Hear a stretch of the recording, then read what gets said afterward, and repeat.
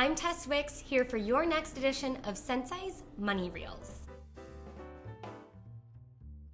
Today, I'm going to share with you how I get my living expenses almost and sometimes completely paid for, and how you can do it too, whether you rent or own. Here's my story. When I was 23, I bought a condo in Chicago. I know, but I did it strategically. I knew that if I could find a 2-bedroom condo with a mortgage that was under $1,200, I could rent out the spare bedroom for that amount and it would completely cover my mortgage. And I would be living almost entirely for free in a city that is one of the most expensive in the United States. After a couple years, my long-term renter moved out and I was faced with a decision. I could either continue to do long-term rentals, or I could fully furnish my place, including my spare bedroom, and charge a little bit more. Using Airbnb, I could charge $70 to $100 a night renting my spare bedroom. And on Craigslist, I could find a temporary subletter that would pay upwards of $1,500 a month. Both of these would put me well above the $1,200 I needed per month to pay for my living expenses. This strategic decision that I made has allowed me to leverage my income to no longer need to go towards living expenses, but go towards my savings goals or my medium and long-term investment goals. I even sometimes use some of that money that I'm saving to take myself on a dream vacation. So how can you do the same?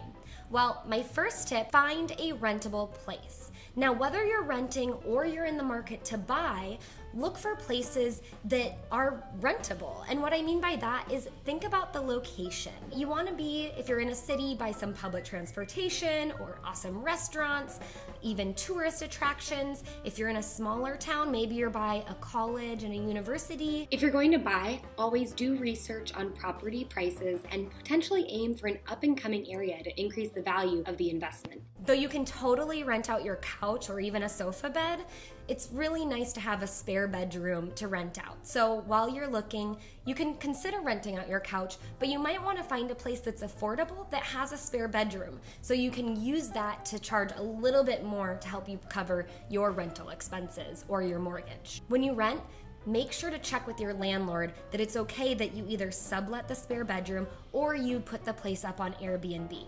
If you're looking to buy or you already own, it's a really good idea to run the thought of using Airbnb by your association. Why? Because your association might have rules against renting out your place and putting it up on websites like Airbnb. If you own an actual single-family home and you're not in an association, then you can completely forget about this step. My second tip is to fully furnish your apartment. You're going to need something for these people to sleep on, right? Now, I know furniture can get expensive, but you can definitely find affordable and good quality pieces. There's sometimes people who are just trying to get rid of their stuff for free because they just have to move. You can also go to secondhand stores or find things on apps like OfferUp. If you're renting out a spare bedroom, make sure you furnish the bedroom. In my spare bedroom, I have a bed, a dresser, a nightstand, and a really simple desk and chair. My last tip is about vetting people that are going to stay in your home. I mean, you're inviting someone into your home, so you want to make sure that you are secure.